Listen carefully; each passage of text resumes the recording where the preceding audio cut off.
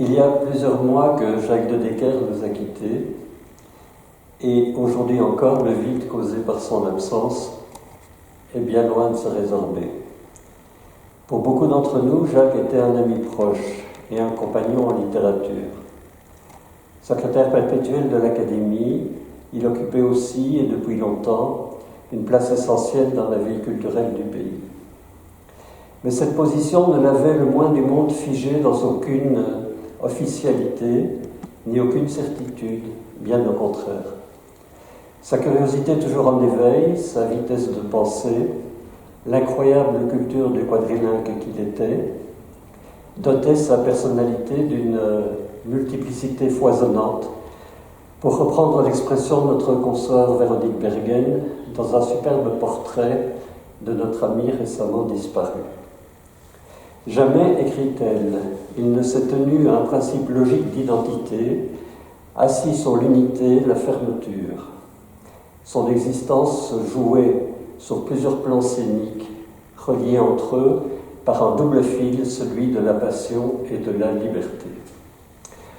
Enseignant, journaliste, traducteur, critique littéraire et théâtral, conférencier, admirable meneur d'entretien, celui qui se définissait volontiers comme un passeur, a pratiqué presque tous les genres littéraires, romans, nouvelles, théâtre, livrets d'opéra, biographies, essais, critiques littéraires, critiques théâtrales, parfois aussi cinématographiques, préfaces, on lui doit même un éloge de la préface, éditoriaux, à commencer par ceux de chaque numéro de la revue marginale qu'il dirigeait, etc.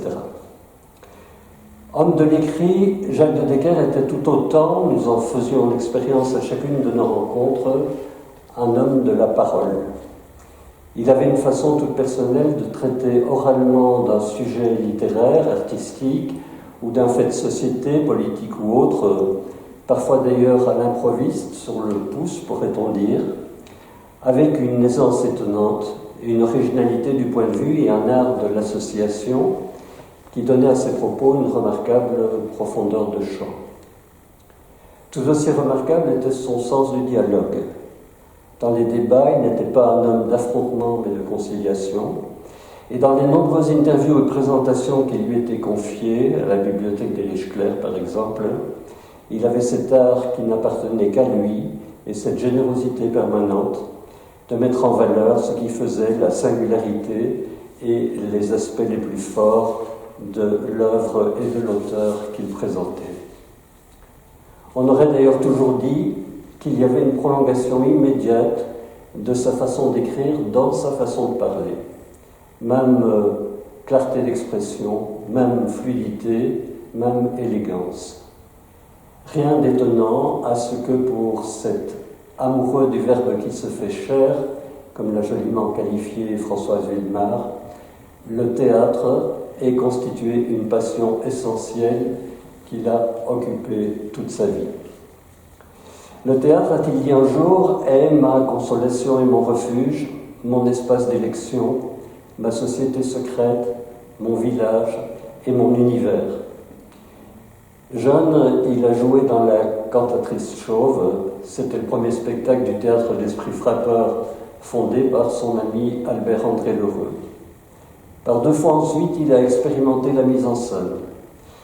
Le critique qu'il a longtemps été a recensé des centaines de spectacles.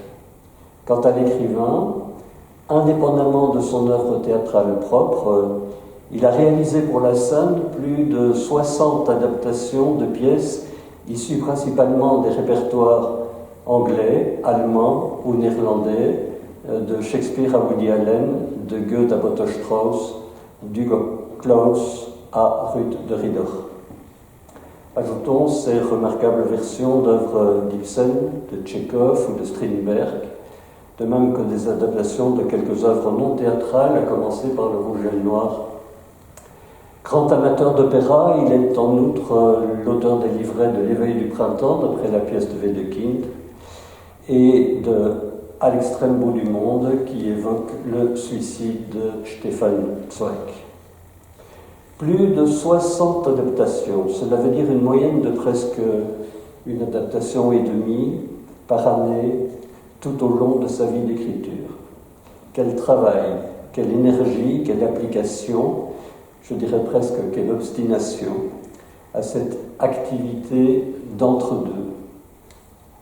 Il faudrait d'ailleurs un jour s'intéresser de plus près à cette part immense du travail de Jacques de Decker, en dégager les principes, voire l'esthétique particulière.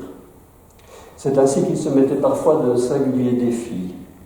Pour prendre ce seul exemple, son adaptation de la pièce d'Arthur Schnitzler, Les Sœurs au Casanova à Spa, entend respecter rigoureusement la prosodie de ce texte écrit en vers libre parce que tourné vers le XVIIIe siècle. Arthur Schnitzler, un des auteurs de son panthéon personnel, j'y reviendrai. Dans son œuvre, le théâtre est partout, pas seulement dans ses pièces proprement dites. Mais pour ce qui est de ses romans, ces 3 romans, La Grande Roue est un hommage explicite à la ronde d'Arthur Schnitzler, le revoilà déjà. Les moments clés de Parade amoureuse sont en soi de véritables scènes, et l'on constituerait aisément, mettant bout à bout les ruminations du protagoniste du ventre de la baleine, un monologue percutant et quasi prêt à être joué sur le monde politique vu de l'intérieur. De Suzanne à la pomme, une de ses plus remarquables nouvelles, il rêvait qu'on fît un spectacle. Partout, dans romans et nouvelles, les dialogues sont calqués sur le même parler de tous les jours, tantôt léger, tantôt incisif, tantôt cocasse, que Jean Tendeur relevait à propos de son théâtre. La place du théâtre est tout aussi évidente dans les écrits qui ne relèvent pas de la fiction. Les 2 biographies qu'il a publiées sont consacrées l'une à Ibsen, un des pères de l'écriture théâtrale moderne, l'autre à Wagner, l'inventeur du spectacle total. Longtemps, il a caressé également l'idée d'en consacrer une à Brecht et une autre à Shaw. C'est dire tout l'intérêt que présentent à côté de ses romans, nouvelles et autres livres, les 5 pièces de théâtre originales qu'il a écrites et qui ont été publiées et créées sur scène entre 1976 et 1998, 5 pièces que les éditions de l'Académie viennent de republier en un seul volume. Si j'ai insisté dès d'abord sur cet aspect de la personnalité de Jacques, qui était son goût du multiple, c'est parce s'il y a une évidente corrélation entre celui-ci et la diversité des genres littéraires qu'il a pratiqués, une autre est tout aussi évidente entre ce même goût et son plaisir à expérimenter dans ces 5 pièces un traitement théâtral à chaque fois spécifique. D'abord 2 pièces sur le registre dramatique l'une et l'autre, mais en abordant ce dramatique de 2 façons différentes. D'une part, Petit Matin en 1976, une courte pièce à laquelle il ajoutera une suite près de 20 ans plus tard, et qui aura alors pour titre définitif Petit Matin, Grand Soir, et d'autre part, Jeux d'intérieur en 1979. Avec les 3 autres pièces, il passe à la comédie, mais à nouveau selon 3 modes bien distincts. Tranche de dimanche en 1979, un texte qui avait paru tout d'abord sous le titre Épiphanie, une comédie de Mutz. Fitness en 1992, un monologue sous-titré Comédie solo, révèle moins un comique de situation que de langage. Quant au Magnolia en 1998, d'ailleurs sous-titré de façon humoristique Le vaudeville et le veau des champs, il exploite le genre du vaudeville. Comme je préférerais dans cette communication suivre 1 ou 2 axes précis, je n'analyserai pas chacune de ces pièces, on en trouvera une présentation détaillée dans l'introduction qui figure dans le volume qui vient de paraître. L'ensemble de ce théâtre, et quelle que soit sa diversité, son auteur le place d'emblée sous la bannière d'une esthétique résolument réaliste. Cette esthétique, il l'affirme haut et fort, car au moment où il fait connaître sa première pièce, elle ne va pas s'en surprendre. Reportons-nous un instant en 1976, lorsqu'est écrit et joué Petit Matin. C'est l'époque où de jeunes praticiens, de la même génération que Jacques de Decker, s'insurgent contre un théâtre qu'ils estiment trop traditionnel et développent dans diverses directions de nouvelles recherches esthétiques, de nouvelles formes de mise en scène qui vont représenter ce qu'on appellera ici en Belgique francophone le jeune théâtre. Pour dire les choses rapidement, on est avec eux soit dans l'héritage de Brecht, soit dans la poursuite des expérimentations des années 60, bref, plus globalement, dans la recherche tous azimuts de ce que l'on nommait la modernité.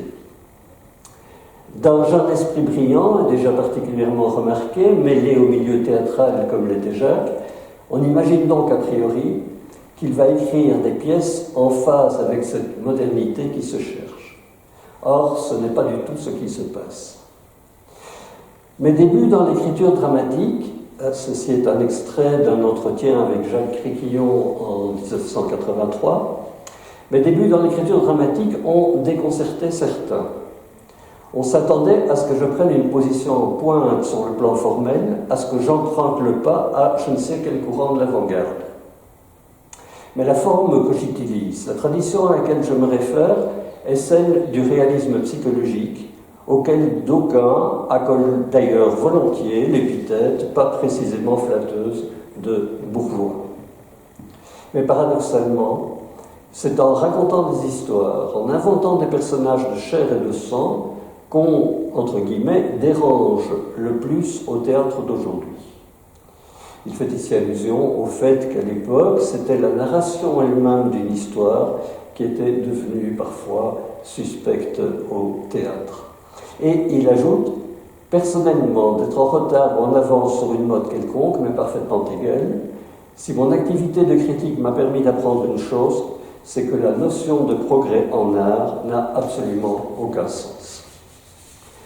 Voilà qui est clairement posé. Affirmation donc, dès l'abord, d'une esthétique des plus réalistes, d'un projet qui exige simplicité et transparence. Ce qui lui importe avant tout, dans la plus pure tradition de ce réalisme au théâtre, c'est de restituer des tranches de vie, d'où le titre de la pièce, Tranches de dimanche. Au spectateur, il veut tendre les miroirs d'existence qui pourraient être les leurs, auxquels il pourrait être mêlé. Participer à ma curiosité, leur propose-t-il, à mon envie d'examiner ce qui se passe à tel moment précis de l'existence de mes personnages.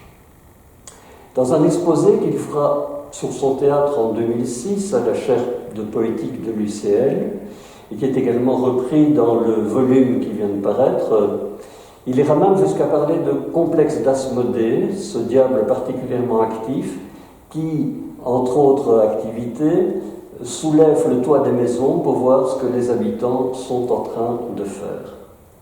Et c'est, je cite, pour rendre hommage au voyeurisme hitchcockien que lorsque Jeux d'intérieur sera remonté quelques années après sa création, le titre sera changé en Fenêtre sur couple.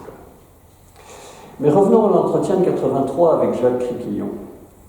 Tout en se réclamant de l'écriture traditionnelle et du réalisme psychologique, de Decker s'empresse d'ajouter « Cette façon de ne pas rompre avec les usages est ma manière de les subvertir. » Avec cette phrase, le voici tel qu'en elle-même, tel qu'il a toujours été, tel que nous le connaissions. Pirate à bord de son propre navire, pour reprendre la très belle expression de Véronique Bergel. Il s'agit de s'emparer de l'outil tel qu'il est, celui qui donne au public la plus grande accessibilité, transparence de la représentation, intrigue claire, fluidité du dialogue. Je mets tout en place, dit-il, pour que l'on entre dans mon petit monde comme dans un moulin. Mais, il ajoute aussitôt, ce n'est qu'après que l'on s'avise que l'on a été piégé. Autrement dit, il s'agit d'amener aussi le public ailleurs que là où il croyait pénétrer, lui faire entendre autre chose en même temps que l'histoire divertissante à laquelle on l'a convie. À sa façon, chacune des 5 pièces est ainsi piégée, dotée d'un double fond qui finalement sera explicité ou qui restera plus ou moins dissimulé, mais qui donne au texte toute sa richesse et sa dimension particulière. Le modèle de cette écriture théâtrale réaliste et à contre-courant, de Decker le trouve ailleurs que dans le jeune théâtre français ou que dans la dramaturgie allemande, disons pour faire vite post-brechtienne, cette dramaturgie qui justement provoque le renouveau de la mise en scène que cherchent les jeunes praticiens. Mes références ne sont pas françaises, dit-il à Jacques Réquillon. Les exemples à moi, que mes activités d'adaptateur m'ont permis d'étudier de très près, sont essentiellement anglo-saxons. Et il ajoute, c'est après avoir vu une pièce de Simon Gray, Otherwise Engaged, que, en revenant de Londres, sur la malle, je me suis mis à écrire pour mon propre compte. Arrêtons-nous un instant alors à cette pièce de Simon Gray, puisqu'il confie qu'elle a été si importante dans son parcours. Il s'agit d'une comédie. Un homme rentre chez lui, tout heureux d'avoir trouvé un enregistrement de Parsifal, l'opéra de Wagner, qu'il cherchait depuis longtemps.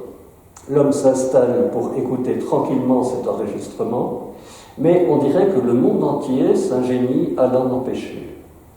Sa femme, sa maîtresse, son associé, son fils, d'autres encore, viennent l'interrompre.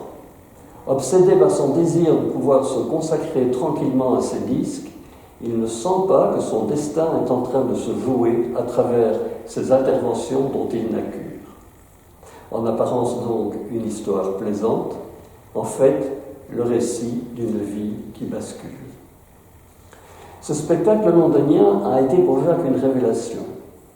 Il a vu qu'il était possible, je le cite, sous la forme rassurante du réalisme, d'ouvrir des gouffres sous les pieds des personnages. En d'autres termes, de renvoyer au spectateur, et donc de le piéger, pour reprendre le mot qu'il a utilisé plus haut, de renvoyer au spectateur en ne le rassurant pas par le confort de la métaphore, l'image de ses propres vertiges. Un très bel exemple en est Jeux d'intérieur, sa seconde pièce. Marc, un homme qui dissimule parfaitement être en perdition, sonne un beau soir chez Myriam, une de ses collègues de bureau. Très vite, cette visite débouche sur une relation amoureuse. Marc quitte femme et enfant et vient s'installer chez sa collègue. Mais l'idylle ne dure pas.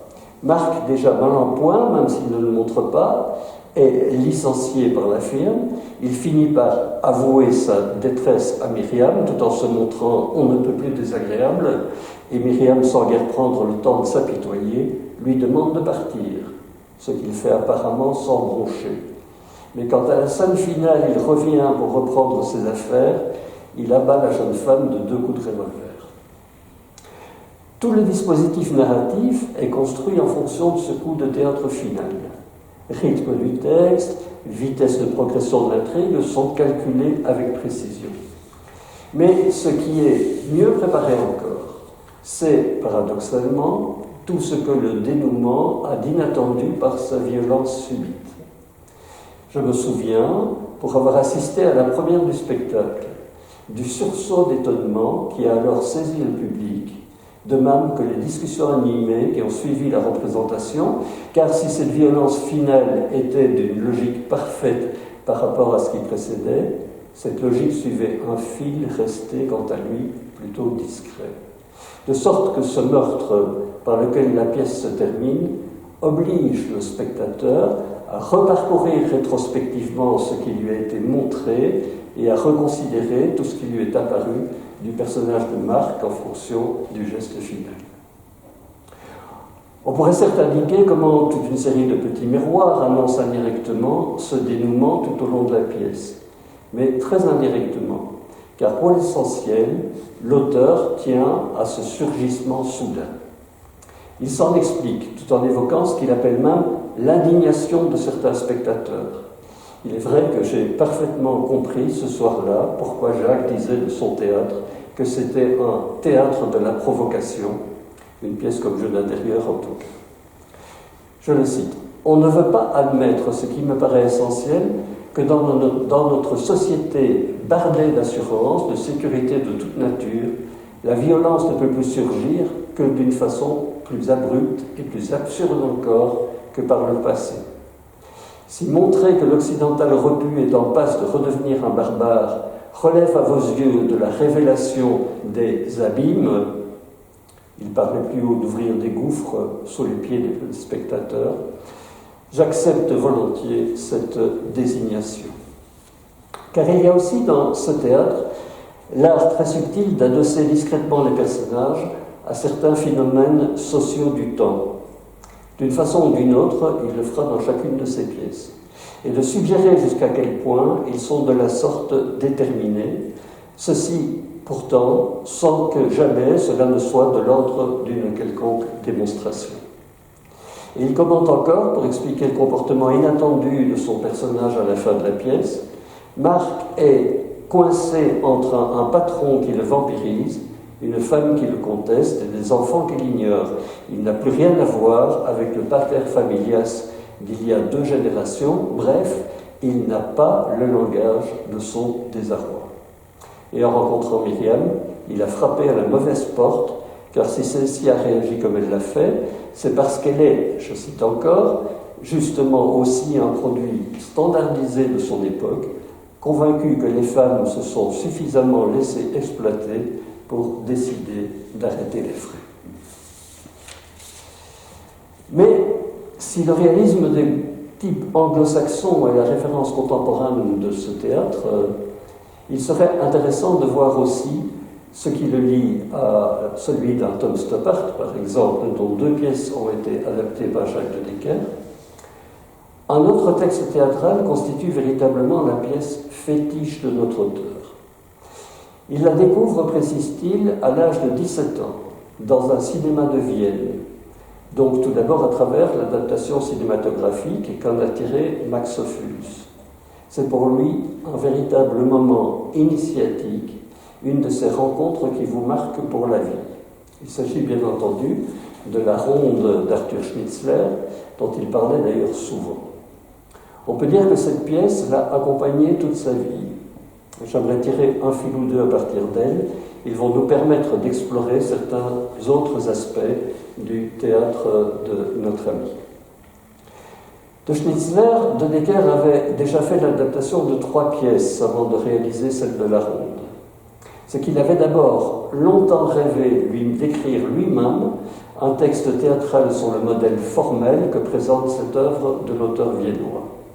Puis ce projet s'est finalement transformé en roman, et c'est sur le modèle de la roue qu'il a écrit, de la ronde, qu'il a écrit La Grande Roue. Comme la ronde de Schnitzler renvoie à la Grande Roue du Prater à Vienne, le titre du roman de Jacques renvoie pour sa part à la Grande Roue bruxelloise de la Foire du Midi. On connaît la construction originale de cette ronde que Schnitzler publie en 1900. En 10 scènes, 10 personnages s'y succèdent 2 par 2, l'un figurant encore dans la scène suivante, l'autre étant remplacé. Et comme celui qu'on n'avait vu que dans la première scène réapparaît dans la dernière, tous les personnages se montrent à 2 reprises. Il s'agit à chaque fois d'un homme et d'une femme qui se livrent à un jeu de séduction, se concluant par un rapport sexuel. Chaque protagoniste apparaissant de la sorte avec 2 partenaires différents, la pièce fit scandale quand, bien plus tard d'ailleurs, on osa la monter. Si la ronde se déroule dans une atmosphère aussi légère et frivole que tranquillement amorale, elle possède également une face moins joyeuse. On ne peut qu'y percevoir le sourd malaise qui, à 2 pas de la Grande Guerre, ébranle déjà de toutes parts la société dont les personnages de Schnitzler sont les représentants insouciants. Et comme pour mieux marquer cet envers du décor, court secrètement d'une scène à l'autre, comme au jeu du furet, la maladie vénérienne et mortelle de l'époque qu'il se refile, la maladie qu'il se refile. Une histoire à 2 niveaux en quelque sorte. Le premier en pleine lumière, où des êtres aux propos des plus futiles s'ajoutent comme des marionnettes animées par le seul désir sexuel, sans qu'il n'y ait jamais entre eux de véritable communication. Le second dans l'ombre, autrement sérieux et inquiétant. Ce double niveau, sous d'autres modalités, est également présent dans chaque pièce de Jacques de Decker. Revenons par exemple à Jeu d'intérieur.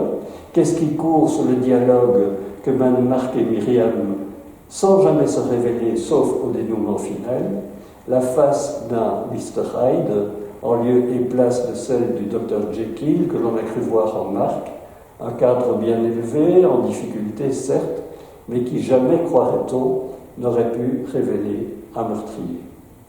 Tout aussi inattendu, et pas du tout dramatique, puisqu'il permet le dénouement heureux cette fois de la comédie, puisqu'il s'agit d'une comédie, sera pareillement le comportement final d'un des protagonistes de la pièce Tranche de dimanche. Une seconde chose très différente. La Ronde est une pièce où, d'évidence, l'auteur a pensé la forme particulièrement originale avant de se mettre à l'écrire. Une forme géométrique, un mobile, dit de Decker à son propos. Or, pour l'auteur de Jeux de l'intérieur, le schéma formel d'une pièce, ou d'un roman d'ailleurs, sa construction, sont d'une importance essentielle et manifestement mis au point avant la rédaction elle-même. La démarche créatrice, en ce qui le concerne, procède bien davantage de la mise en écriture d'un projet et de sa construction déjà réfléchie que d'une rédaction plus ou moins à l'aveugle, où l'auteur se laisse essentiellement emporter par l'écriture elle-même et la libre association des mots ou entraîné par ses personnages. Pour reprendre les termes de narratologie rappelés dans une discussion récente par notre confrère Jean-Claude Bologne, nous sommes ici en présence d'un auteur bien plus structurant que scripturant. La construction tout à fait originale de la Ronde n'a pu que l'impressionner et le séduire. Plus encore, ce qui fascinait Jacques, c'était les œuvres dont le contenu est tellement distrayant, prenant, passionnant, que l'on ne se préoccupe nullement de la construction, alors que celle-ci est rigoureusement calculée. Sous son aspect d'un théâtre où l'on entre comme dans un moulin, pour le seul plaisir de ce qui est raconté, chacune de ces 5 pièces est mathématiquement construite. Ce souci de la forme lui venait de loin. À plusieurs reprises, il a évoqué un souvenir d'enfance qui l'a particulièrement marqué. Son père, Luc de Decker, était un peintre figuratif. Quand il était sur le point de terminer un tableau, il le retournait du haut vers le bas. On ne voyait plus alors que l'amas de couleurs, comme s'il s'agissait d'un tableau abstrait. Le peintre le jaugeait, et si le rapport des masses lui paraissait bon, si pour lui l'équilibre des formes y était parfaitement, ce qu'il faisait alors remarquer à son fils, il estimait le tableau terminé. Voyez aussi ce petit dialogue parfaitement explicite dans le Magnolia, la dernière pièce de Jacques. Adrien, il n'y a pas de jardin sans architecte. Les Anglais sont très fortiches pour ça. Ils ont l'air d'avoir laissé pousser un arbre en plein milieu d'un gazon, et en fait, sa place a été calculée au millimètre. Julien, notre personnage, comme pour les pièces de théâtre. Les bonnes pièces, elles sont réglées comme du papier à musique, mais le spectateur ne s'en rend pas compte. Ce Magnolia, dont de Decker raconte d'ailleurs ainsi la composition. Une nuit, dans une chambre d'hôtel de Schwetzingen, pas si loin de Francfort, je me suis réveillé avec le plan de ma pièce tout dessiné dans ma tête. Je l'ai rapidement noté. Toute la pièce était là. Ces 16 scènes, ces 4 protagonistes, leur nom, leur âge, le déroulement mathématique de l'intrigue. Il ne restait plus qu'à concrétiser le schéma. Quelques semaines plus tard, la pièce était rédigée. On pense au célèbre propos de Jean Racine qui disait « Ma tragédie est faite, j'en ai le plan, il ne me reste qu'à l'écrire ». Voilà qui est d'autant plus passionnant pour celui qui vous parle que, comme d'autres auteurs d'ailleurs, il écrit au contraire la plupart de ses pièces à l'aventure, si on peut dire, sans trop savoir longtemps où il va, et même en s'obligeant le plus longtemps possible à ne pas trop savoir, la construction ne s'imposant alors que peu à peu. Troisième point auquel j'aimerais m'arrêter, et qui est lui aussi de l'ordre de la construction. Si de Decker reprend complètement celle de la Ronde dans son roman La Grande Roue, il en applique au moins un des principes essentiels dans Petit Matin et Grand Soir et dans le Magnolia, 2 pièces qui comprennent chacune 4 personnages. Ce principe, pas plus de 2 personnages par scène, quel que soit le nombre de celles-ci. Les 4 personnages de Petit Matin, une jeune femme, Carole, un homme jeune, Charles, et un couple marié et plus âgé, Ingrid et Yvan, apparaissent au matin dans un chalet de montagne et on croit deviner, rien n'est jamais tout à fait explicité, que la femme du couple Ingrid a passé la nuit avec Charles, l'homme plus jeune, tandis que Yvan, le mari, semble avoir fait la même chose avec Carole.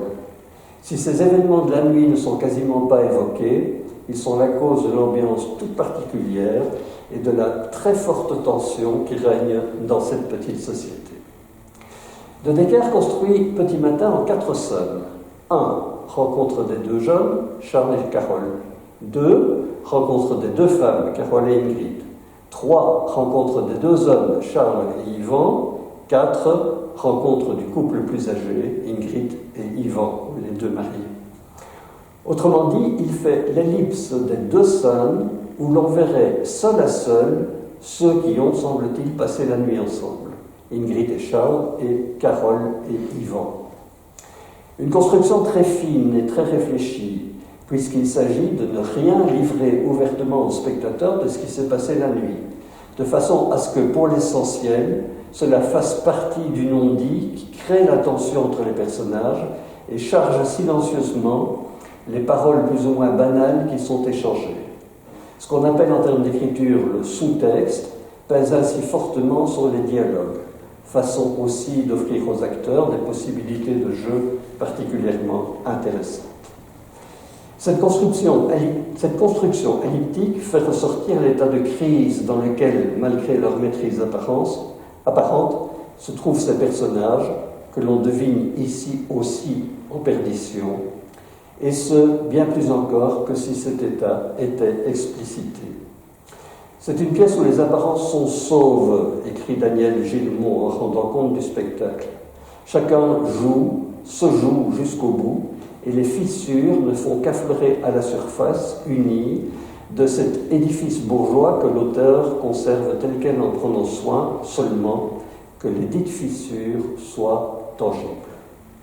Et tangibles, sans doute ne sont-elles vraiment ces fissures quand on lit le commentaire d'un Paul Willems qui a parfaitement deviné ce que recouvrait l'extrême sobriété de ces dialogues. On masque soigneusement la nuit, écrit Paul Willems à propos de la pièce. Y fait-on allusion? Aussitôt, il se trouve quelqu'un pour remettre le jeu en place. Jeu de ceux qui se savent condamnés à mort, mais qui refusent de se l'avouer. Il ressemble à ces beaux athlètes qui nageaient avec aisance devant l'arche dont Noé leur avait refusé l'entrée. 2 décennies plus tard, dans Grand Soir, qui devient le second acte de la pièce, ces 4 personnages se retrouvent, apaisés cette fois. Ils le sont surtout grâce à la belle personne qui est devenue Ingrid, la femme la plus âgée. Il y aurait d'ailleurs toute une étude à faire sur la valorisation de la femme dans l'œuvre de Jacques de Decker. Dans ce second acte, la même construction est très exactement reprise. 4 scènes avec le même ordre des personnages 2 par 2. La pièce est donc bâtie sur un équilibre parfait et rigoureux. Voici le commentaire de l'auteur sur le spectacle qu'on en a tiré. Cela donna, dit de Decker, un spectacle tout en nuances et en fragilité où la finesse des rapports entre les êtres camouflait, je souligne, comme j'aime que cela se passe, tout l'enjeu formel du texte, qui se fonde sur le rapport spéculaire, terme à terme, entre les 2 volets. J'attends toujours l'analyste qui révélera ce mécanisme, parfaitement expérimental pour le coup, mais qui est pris dans la trame du drame. Petit Matin, Grand Soir est le texte où affleure le plus clairement mon véritable enjeu théâtral, que je m'amuse à glisser dans la pâte événementielle et anecdotique, et qui est d'ordre structurel avant tout. Mes pièces, dit-il ailleurs, sont moins naïves qu'elles ne le paraissent. Avis aux chercheurs et aux critiques. 4e point, enfin, qui est sans doute le plus fondamental, et je terminerai par là. Quand en 2003, il adapte La Ronde, une superbe adaptation, on sent combien cette pièce lui est familière, Jacques de Decker fait ce que Max Ophuls avait fait dans son adaptation au cinéma. Il ajoute un 11e personnage, un bonimenteur, qui intervient entre les scènes. Lors de sa première intervention, ce bonimenteur déclare ceci. « Nous disons que quelqu'un mène une double vie. Ne mène-t-il pas parfois une vie vraie, pleine et entière, la sienne donc, en ayant justement l'air d'en mener deux différentes. Et combien y en a-t-il à ne mener qu'une demi-vie, parce qu'ils n'ont pas le courage d'emmener une pleine et entière qui apparaîtrait aux autres comme une double vie. » Cette réflexion qui dépasse les personnages de Schnitzler, ceux-là qui sont les jouets de leur seule pulsion ne mènent manifestement pas une vie pleine et entière, cette réflexion est donc bien plus d'ordre dedeckérien que schnitzlerien. Elle renvoie directement aussi au personnage de Marie-Antoinette, l'héroïne du Magnolia, qui est la pièce de l'auteur sur laquelle plane sans doute le plus l'ombre bienveillante de Schnitzler. Comme en écho aux paroles du bonimenteur de l'adaptation de La Ronde, la jeune femme aura d'ailleurs cette réflexion, une double vie, mais pas du tout, c'était ma vie, je me sentais bien là-dedans. Je voudrais insister sur cette phrase placée dans la bouche du bonimenteur, parce qu'elle renvoie à un motif qui traverse toute l'œuvre de Jacques de Decker et qu'il a commenté à plusieurs reprises. De chaque personnage de La Ronde, déclare-t-il, La Ronde de Schnitzler, et il insiste de la même façon sur ses propres personnages de son roman La Grande Roue, deux faces nous sont montrées. On voit clairement combien ils se conduisent différemment en fonction de la personne qu'ils rencontrent, combien ils livrent d'eux-mêmes des aspects distincts. Et de Decker d'insister, nous ne sommes même pas bifaces, mais multifaces. Plusieurs personnages en même temps. Nous ne sommes pas des individus, mais des dividus. Le superbe néologisme. D'où sa passion aussi pour un Fernando Pessoa, autre auteur encore de son panthéon, auquel il a consacré une de ses dernières communications ici à l'Académie. Il y aurait de ce point de vue une très belle étude à faire également, mais je sors là de mon sujet, sur son roman Parade amoureuse. Ce thème de la double vie, de Decker trouve au théâtre le véritable moyen de l'exploiter avec la forme du vaudeville et son comique mathématiquement élaboré. Le thème devient donc le motif central et explicite du Magnolia, et il n'y a rien d'étonnant en fin de compte à ce que Jacques ait fini par se servir de ce genre théâtral. D'abord, il est hors des usages de l'époque où il écrit la pièce, ce qui n'est évidemment pas fait pour lui déplaire.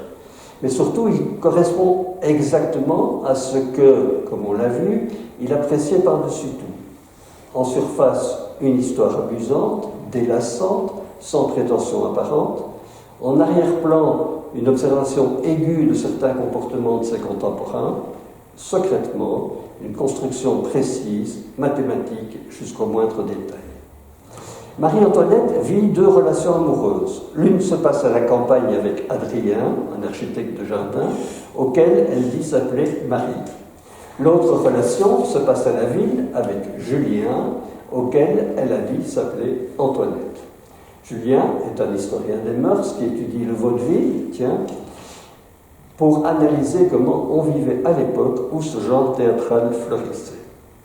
La jeune femme est parfaitement heureuse en menant conjointement ces deux relations dans la plus sereine amoralité. Elle se plaît pareillement dans ce qu'elle appelle ces deux volières qui contiennent chacune, dit-elle, l'oiseau rare. Ni Adrien ni Julien ne savent qu'elle a l'autre relation. Si telle est la situation de départ, il faut évidemment qu'elle évolue. Voici donc que le bonheur tranquille de Marie-Antoinette est mis en question. Elle se met à avoir peur, puis à craindre le pire, lorsqu'elle apprend que ces deux amoureux fréquentent le même club de water-polo, que la relation des deux hommes se fait de plus en plus amicale, que chacun parle à l'autre de son ami, qu'il trouve à ses amis bien des points communs et qu'ils envisagent une rencontre à quatre lors d'un dîner qui se passera au restaurant Le Vaudeville, lequel se trouve à côté d'un ancien théâtre.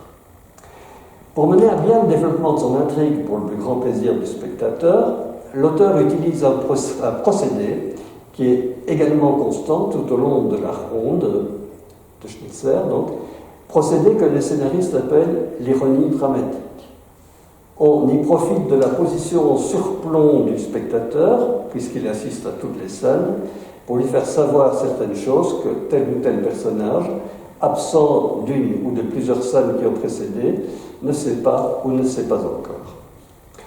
Chacun des protagonistes de la ronde ignore que, comme lui, le partenaire qu'il a eu dans une scène a rencontré ou rencontrera un autre partenaire peu de temps avant ou après leur rencontre.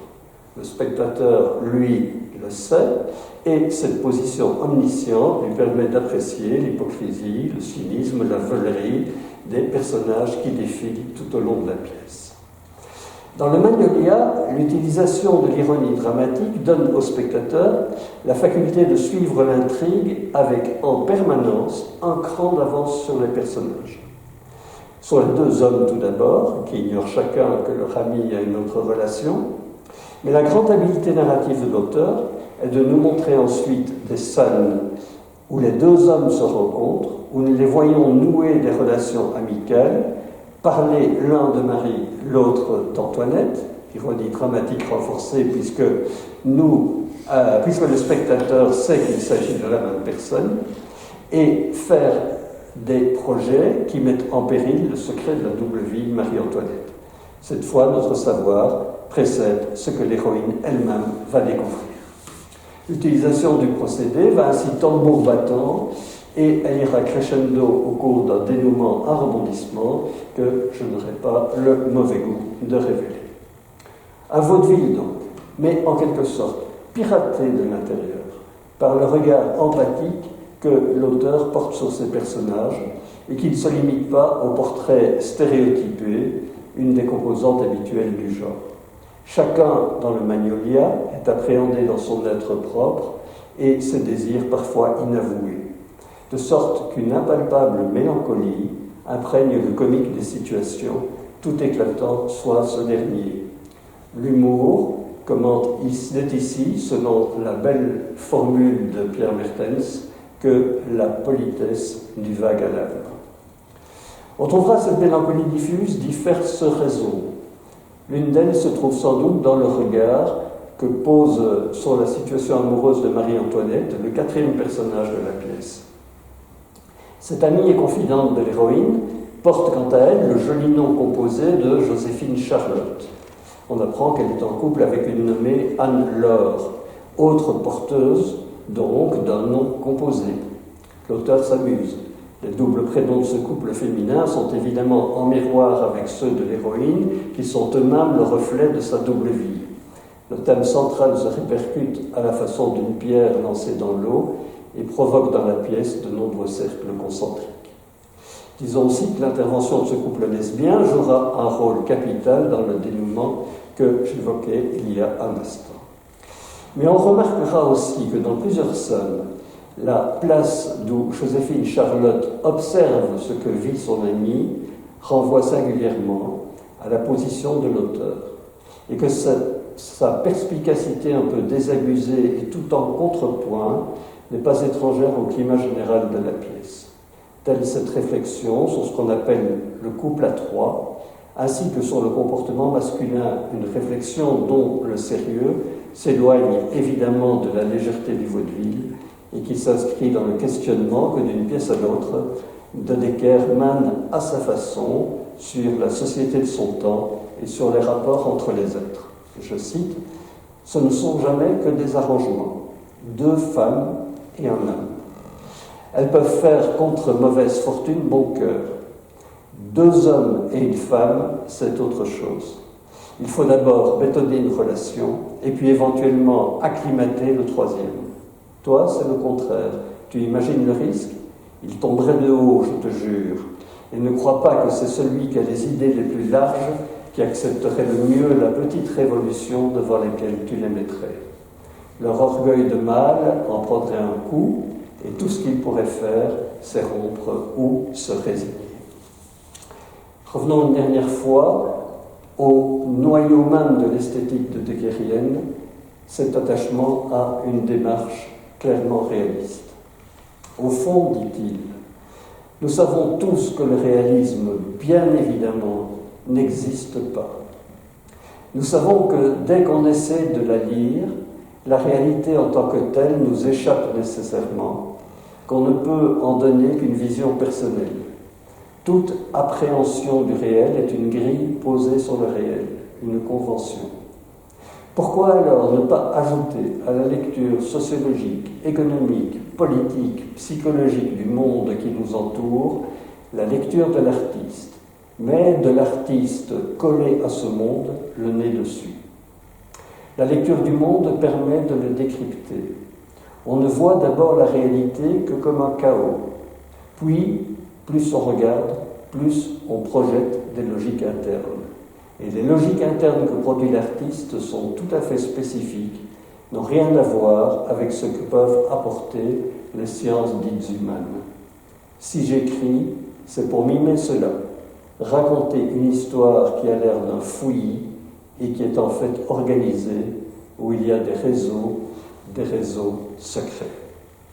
Cette réflexion, Jacques de Decker la faisait souvent, elle était au centre de son credo d'écrivain, et il me paraissait juste de la reprendre en guise de conclusion.